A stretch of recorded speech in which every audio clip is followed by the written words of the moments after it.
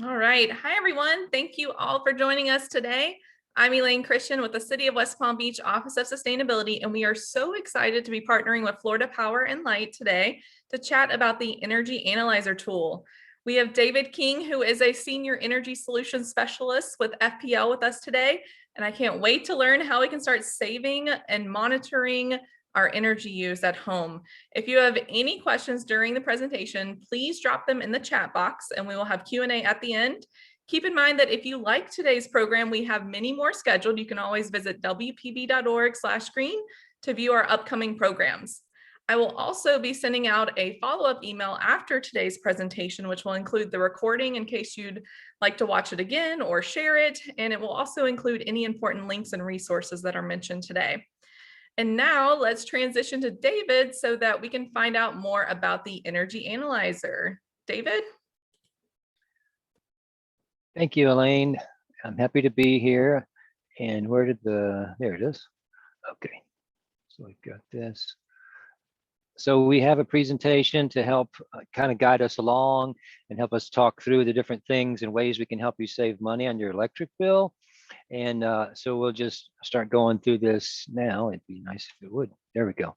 So one of the things we're overall trying to do is to raise your energy IQ, both at work and at home. And we'll do that by giving you some tools that you can start using right away. And then there'll be some additional resources that you can look up on the website as well. But overall, we're going to focus a little bit more about the home, but we'll start off with some mostly free tips for the home. When you're not in rooms, you know, most people's parents have told them to turn off the lights when they leave the room, and that's a great idea because it doesn't benefit anybody. Same thing applies actually to running fans. While we do promote them when you're in the room, it's kind of a waste when you're not there because nobody can feel the breeze and enjoy the extra comfort from it.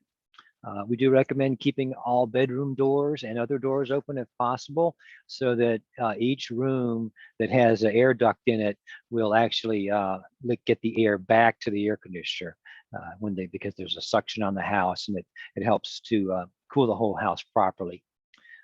In terms of cooking, you know, it's good to cook several dishes at once if you can, and you know, use your oven the least amount of time because it can heat up the kitchen and everything, and then affects your air conditioning runtime and stuff like that. It's not critical, but you know, these are some things that can help. TV and gaming systems, we do recommend turning those off when they're not in use, and using an outdoor grill instead of the oven can help lower your bill. So that's a good thing there. A lot of people have been working from home lately, as you would well know, and we do recommend, you know, keeping the ceiling fan off when you're gone and the doors open when you leave the room. We recommend turning computers to the sleep mode, and then even using power strips sometimes to turn off selected items. Again, electronics aren't critical, but you know, they can make a little bit of a difference, you know, so you can make a difference where you can. The biggest things that have an impact on your bill, what do you think would be that? Would you think it might be heating and cooling and or lighting or hours of operation? In businesses, actually, it's still going to be heating and cooling, but those other two affect it as well. Lighting is the second largest user for a business, by the way, typically. So in the businesses, they figure it's, you know, roughly 40 to 70% of the commercial bill is the air conditioning cost, and about 50% on an annual basis. So, you know, we'll skip over telling you about how to impact your commercial bill because you may be dealing with an air conditioning for your home instead. We do recommend, you know, raising the thermostat when a room is unoccupied and or a business. So turning the air conditioner up can help you save as much as 5% on cooling costs. We'll be getting more into the specifics on homes in just a minute. Heating, ventilation, and air conditioning is helpful. This thermostat on the wall is trying to encourage someone to use their heat less, which those of us who are in South Florida don't have to deal with that very much. But keeping the heater at 68 or below is a way for them to save money, anybody that uses heat. when the room is not occupied. In businesses, it's good for them to turn, the air conditioning up, or use lights less. So those are some good things. TV sets are in all of its components can be as much as like $16 per month. And so, you want to turn them off when you don't need them. Lighting can be, about 35% of a business's cost, and probably only about 10% of a home's energy cost. And we'll show you some of the breakdowns of what the home energy costs typically are, and the specifics for an account we'll look at. And at night during off hours or when you're away from work, it's good to turn the laptops and desktops and everything off, anything that relates to it that doesn't need to be on. That one is specifically for businesses, so we'll get on to there. So today we're going to focus mostly on the energy analyzer and the energy survey, which is online at fpl.com. And it'll help you to see, how you're using electricity, and it'll give you some personalized tips for your home. One of the things I do most often is to go out and do the energy surveys for people in their home and businesses. And this gentleman is showing what we do in homes. Sometimes if a customer has all their vents closed, we can recommend opening them so that each room does get the dry air going into it. And then when you have the doors open, the air can move in and out of that room and keep your moisture correctly controlled in your house.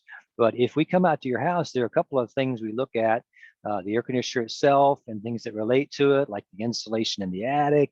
We look at your windows and see if you have some shading on them, and it can provide tips that would be good for you. Some of them, most of them are no cost, and then a few of them would require a potential investment like insulation, or if the air conditioner is very old and inefficient, a replacement there. And we have an incentive on air conditioning replacements, $150 toward a new air conditioning system. We also offer the free business energy expert evaluations, and those can be, again, obtained by calling the regular number on your electric bill, 1-800-226-3545, or you can go on the fpl.com and look up the businesses. We'll skip over going to the business energy manager right now, and we'll go ahead and jump right into the part where, let me get, unhide this in that part of it. And now I'm going to show you the actual dashboard. When you sign on to the FPL account, your user ID might be your email address, and then you've got your own password. Well, as soon as you're in, then it shows you, this is the first thing, it assumes you want to look at your bills, and most of us do. So it begins to show you what the breakdown is of your billing. And this isn't rocket science, but we do our best to break it down for you so that you have an idea what costs what, and therefore you can kind of focus your attention on where to save money. So it gives you a breakdown in two ways. You can either do it as a, let's see where, if I can minimize that. Yeah, there's a hamburger over here on the right. You can toggle between either seeing a circle graph as we see now, or you can get it in a line form. So it'll give you the percentage as well in this particular format. So this is pretty good. This month it's saying that the cooling was about $30, 30% of the bill, and the water heating about 26, and laundry and other things, so on and so forth as you go down. I'll turn it back to the circle view, and we'll keep that. So this is going to adjust a little bit. It'll break down. It knows the total amount of the bill, but as you answer questions on the energy survey, it will begin to populate and adjust that slightly. But it knows how much you use, so it's going to assume that that's correct. So when you're once you hit the energy survey button down here in the middle, it will be open up the home energy survey. And the first part is where you can look at the home basics. And this will cover the most things on your house. You'll go through, different parts, the type of house or apartment, how many bedrooms, approximate square footage, how many people, do you have a photovoltaic system, solar system?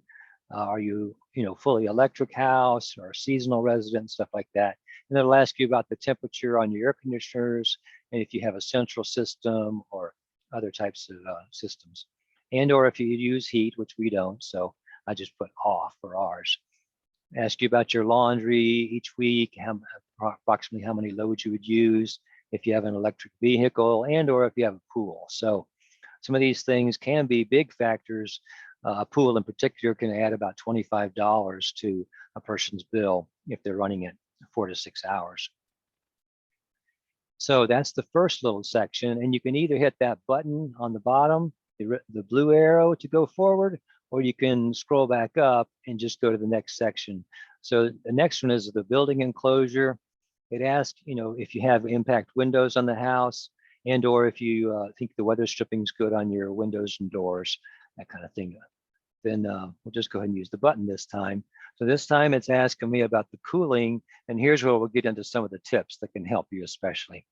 So, tip one, we know that cooling and heating is the largest energy cost in most homes, and cooling for South Florida, but it's also the easiest to control. So we recommend keeping the air conditioner thermostat at about 78 or higher. And if you go out during the day, we recommend turning it up to 82. That's tip number 3 on the far right. And by doing that, when you're gone more than 4 hours, you're letting the air conditioner rest during the heat of the day. Because if you want to let the air conditioner cost less, it's better to let it run in the evenings when the sun isn't that hot. Also, you save approximately 2 to 5% for every degree you raise the thermostat. So that's helpful to know. In water heating, there are a few things you could do, but your shower is your biggest thing that affects the water heating, and then laundry and dishwashing are a part of that as well. We do recommend low flow shower heads, which is part of tip number 2, and it gives you a method of testing your shower to see if it's a water saver or a gusher. So you can consider the potential of savings there. And then since the showers are the largest user of hot water, we recommend trying to keep the showers to around 10 minutes, and that's what the assumption is about 10-minute shower per person per day when we make our guesses about what your cost would be. So in laundry, of course, you've got the washer and the dryer in a lot of homes and a lot of condos. But if you didn't, you could uncheck these, and it would take that completely out of the mix. Now I'll do this now, and while the laundry was in there before, if I take it out, it'll spread that money into other categories. Because there are a lot of houses. So it puts a little bit more in air conditioning, a little bit more in water heating, and it just takes the laundry completely out, just so that you can see it a little more clearly. There is very little. Laundry and cleaning includes dishwashing and what else would that? Oh, dishwashing. That would be pretty much it. Anything right in the kitchen. But it doesn't completely zero it out, but it lowered it. So it's good to know that you got some ways to look at this and figure things out for yourself. So I'll put them back in there, and then I won't hit the energy button until we've looked a little bit further. So on refrigeration, it finds out how many you have. Some people have one in an unconditioned space, and therefore it'll kind of drive these next few tips. If you're using a second refrigerator, if you can, it's better not to have it in a garage or a warm place, because it's going to run longer to cool that food in the higher temperature. Also, you can use an instant thermometer or a thermometer of some kind and check the temperature of your refrigerator. It should be around 36 to 40 degrees in the refrigeration zone, and then 0 to 5 degrees in the freezer. So that is something you can check, and if your things are it's important both for safety and for energy cost.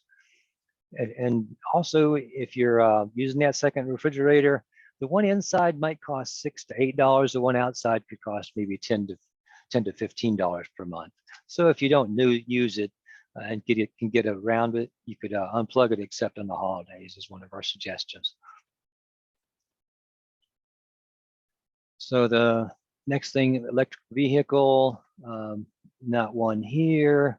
And lighting, it asks you the percentage of energy efficient light bulbs such as LEDs, which are the most popular now, but CFLs, the curly Q, they're compact fluorescent light bulbs that are also as efficient as LEDs, but they just don't tend to last as long.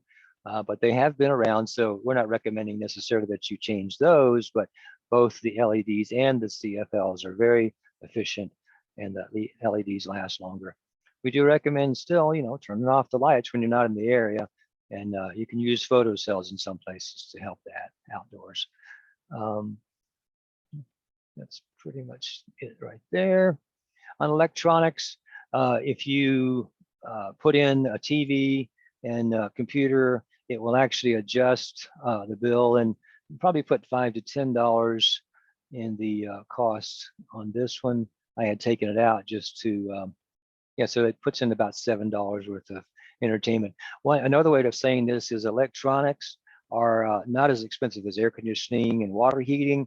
You see the cooling and water heating on this page are mostly the biggest users. And that's what we find in most homes. Now, mine is a condo, and there are people above me and around me on all four sides. So it's I don't get the heat of the sun like a single family home would. Let's see. And we still got one more category in the survey, and we're just about done there. The kitchen, we do recommend, planning your cooking, tip 2, and so that you can use the oven several times if you can.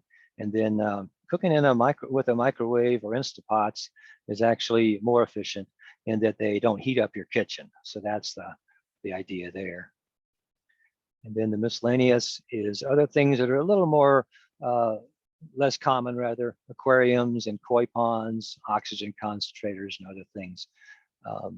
So those would be, so they would affect the bill, but not as greatly as typically the biggest users would be air conditioning, water heating, and refrigeration, in that order.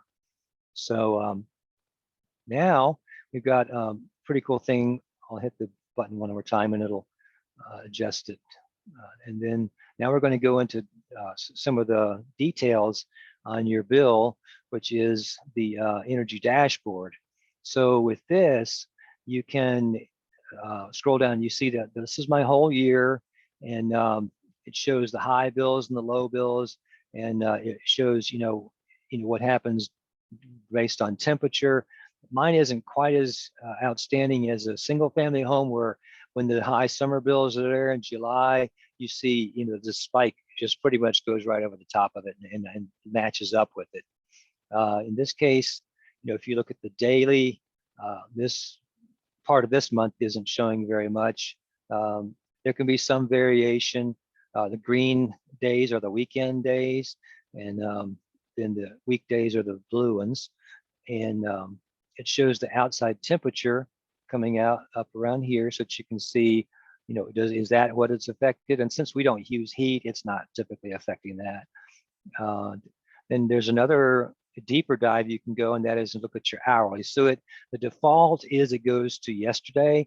We get the information about a day later, and so it shows the hourly usage. Now, if there are some hours when it doesn't show you, using any power, you actually are more than likely using it, but it doesn't show up until like the 4th hour when 1 kilowatt has been used. So it probably was 250 watts, 250, 250, and 250, but it finally showed up on the 4th hour. So that's a little bit of a quirk from this system, because we limit it to an average of whatever the average kilowatt is. So overnight, it's not too bad. Runs more during the evening and night, and then at 10 p.m. is typically when I get a shower, pretty much. So that one is when I'll see a little bit of a spike there. It goes to 3 kilowatts. And so that doesn't mean that my water heater ran for the whole hour, because the water heater element is 4,500 watts, but it runs about 15, 20 minutes after a shower. So it recovered and then went back to normal after that. But it's a really cool way. Sometimes when we are trying to figure out what's happened with the customer's bill, they may have 5,000 watts going through their meter. And normally when I look at their bill in the afternoons, I would see maybe 2,000 or 3,000, the previous month, and then maybe 1,000 overnight consistently. But if it's a straight 5,000 watts or something going through their meter, then I'll know that they may have a heater that's stuck, a malfunction, and things like that. But the hourly data can really help us dig into it. So we, as the energy surveyors and the energy specialists, can come out or work with you over the phone sometimes and figure things out.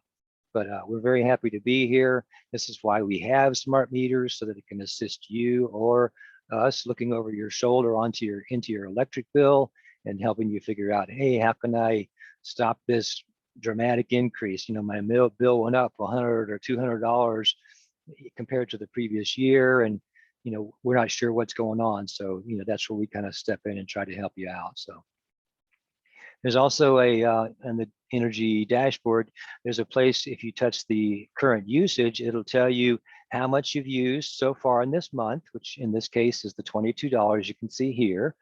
And then it also tells you how many days have transpired. This you can see the 12th day. And so they're projecting my next bill would be like $62. So that's the way that goes. And in a bill comparison, it'll look at your last year and the last month, that kind of thing. So it'll tell you a little about some things that have changed.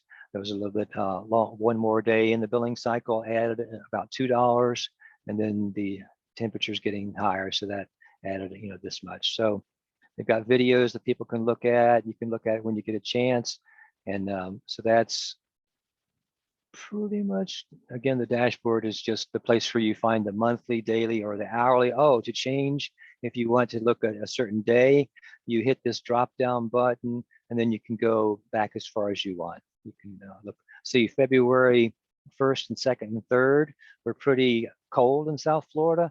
The temperature here, wow, it wasn't cold that day.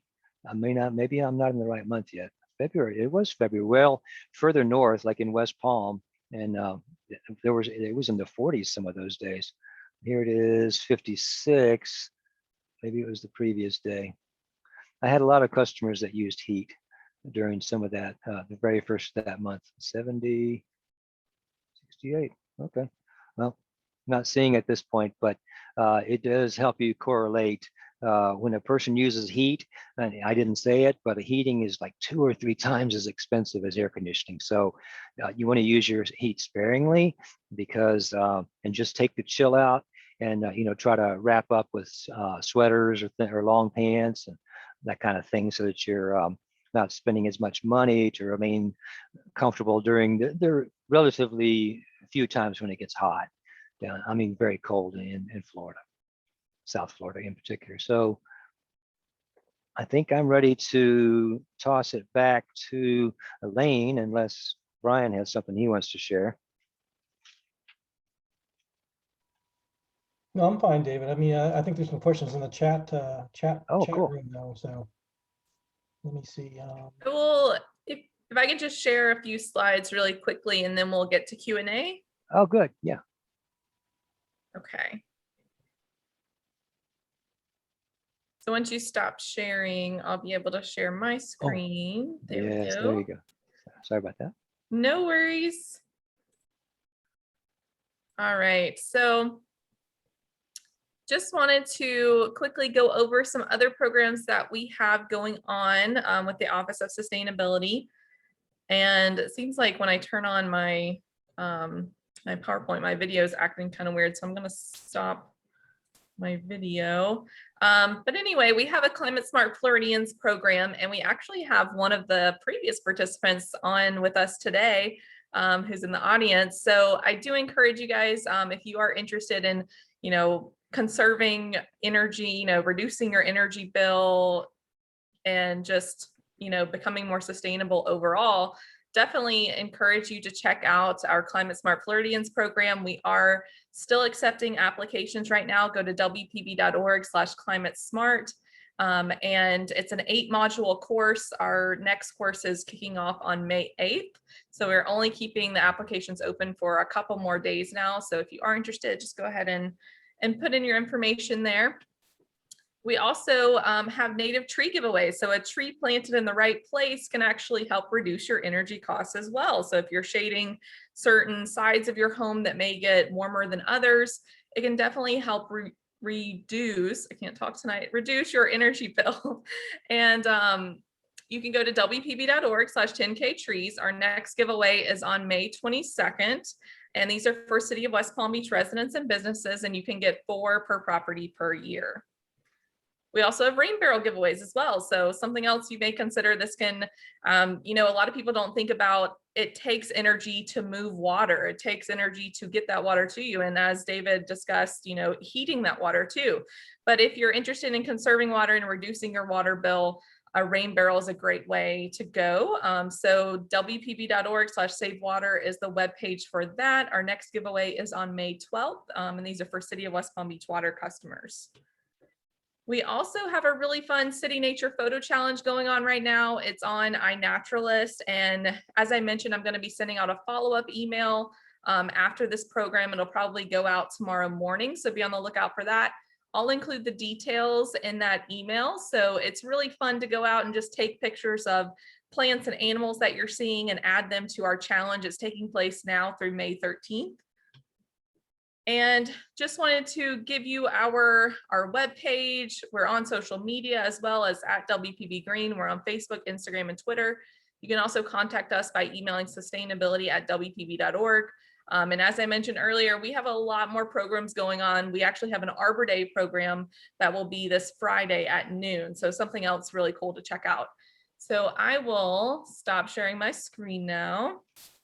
And if you guys have any questions for me or for David, I know we already have a couple questions in the chat box, which I'll read off to you, David. But if anyone else has any questions, go ahead and drop them in the chat box for us.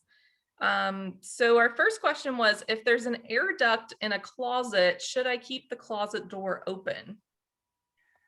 Yes, we do recommend that. I mean, if you don't want to keep it all the way open, you could, maybe use a little door stop just to make it so that, it's not always exposed. Maybe you don't prefer the view of having the door open, but yes, that is the right thing. In fact, it would probably be better if if the door was vented, then you could close the door and the air would be through it as a possibility. And how long should I keep my pool pump on, and when is the best time of the day to do that? So we have a dual season recommendation there. In the winter, we recommend 4 hours a day, and then the summer, 6 hours a day. And to their point, yes, the time of day is important. We recommend during the heat of the day, so typically 9 to 3 if you're doing the summertime, or 10 to 2 in the winter. And that is because you want to keep the water moving during the day. It'll grow less algae, or be less apt to grow algae. Of course, people are monitoring their chlorine, whichever way they make it. But yeah, it's 4 to 6 hours per day. Okay. Are there any other questions for David?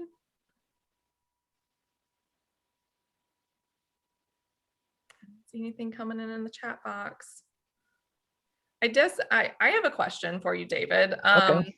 So, we talk a lot about vampire electronics and vampire energy, things being left plugged in a lot. Do you think that contributes a lot to the energy bill? Like, even when we're talking about entertainment systems, those can increase our power bill.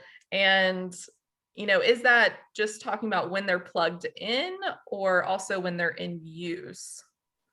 Well, it's a little bit of both, but some things like the TV itself, you might be able to, turn off with a switch, but the cable box you might not want to turn off because it has to reset. So that can be a pain and a little bit of a long process. But an electronic TV and all the components, excuse me, can cost as much as $16 a month. So While it's not as big as normally an air conditioning portion of your bill, it is can be helpful to go ahead and watch things like that and reduce where you can. And some customers, that's what they're down to is fine tuning. So we typically get the customers that call us because they have some wide variation, or they're having a hard time cooling their home. So it can be helpful to do both. But yes, electronics and vampire power are helpful to reduce and just unplug things when you don't need them. It's a little inconvenient, but it's worthwhile. Of course, I know it's a habit you have to get into, right? Because you're not Mhm. always using that coffee maker either. So maybe it doesn't need to be plugged in all the time. Yeah. And for a fire hazard, a lot of people just keep things, especially toaster ovens and coffee makers, just because of the fire potential. Of course. And I just had another question I thought of. Now it escaped me. So now I can't think of it. And I don't see any other questions in the chat. Well, there was a comment there. Someone has, Joel has a solar PV net zero customer. So with the solar system, we can actually see if they don't have a battery backup, they can actually sell back to FPL electricity during the heat of the day. So if I'm looking at a person who has a solar system on their bill before I get to their house, because I want to figure out how I can help them, sometimes I'll see that there's negative usage at night. So they're actually, during the middle of the day between 9 a.m. and 4 p.m., they'll actually send power back to us if their system is slightly larger than what they're using that month. So it's pretty cool. And, they do have an agreement with us to have a meter that goes both directions. But yeah, solar systems are good. I just remembered what I was going to ask. Oh, okay. Are there any restrictions, due to the pandemic? Are there any restrictions for, your energy experts going into homes to do these kind of evaluations? Well, we do restrict ourselves, yes, in that we wear masks and gloves for the sake of our employees and our customers. And we also try to stay inside a minimum time. And if possible, talk out on the driveway or in open spaces, but we try to stay outside, limited to about 15 minutes or so. And there are things we have to look at inside, like the insulation in the attic. We might be going in the garage and looking up there to see what the insulation level is like for a customer and things like that. But we can do a lot of it out in the front porch or something like that. Okay. And we have someone asking, how do you get a home energy audit? So I guess what's the process for that? Right. There are two ways. You can either go online at www.fpl.com and request it there. And it should be fairly simple to follow the links. Or what's even easier is the 800 number. That's 800-226-3545. That's our care center. And as soon as you're going to be asking for the home energy survey, and they will, talk you through. They may, try to help you right there on the phone with your electric bill if you have questions about it, and or if you think you might need insulation because your home is older or it's very hard to cool, we might be able to come out and check that too. So that's a good ways, both of those two ways. All right. And I'll also include that information in the follow-up email too. So hopefully that'll make it easier for everyone to access that, because that is a really great resource that FPL offers. Thank you. We're very happy to do it. All right. Well, with that, I don't see any other questions coming in. Brian or David, have you seen any others that I missed? No, I haven't.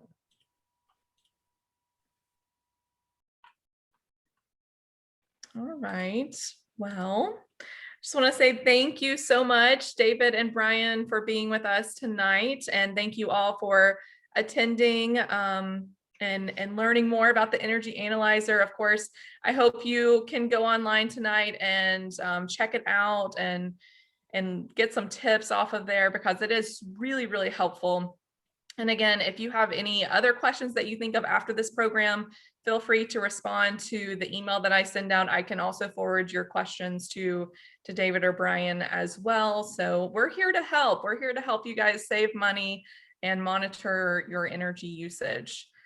So thank you all again for joining us. Hope you have a great rest of your day, and hopefully we'll see you next time. Thank you for having us. Thank you, Bye, Elaine. everyone. Bye-bye.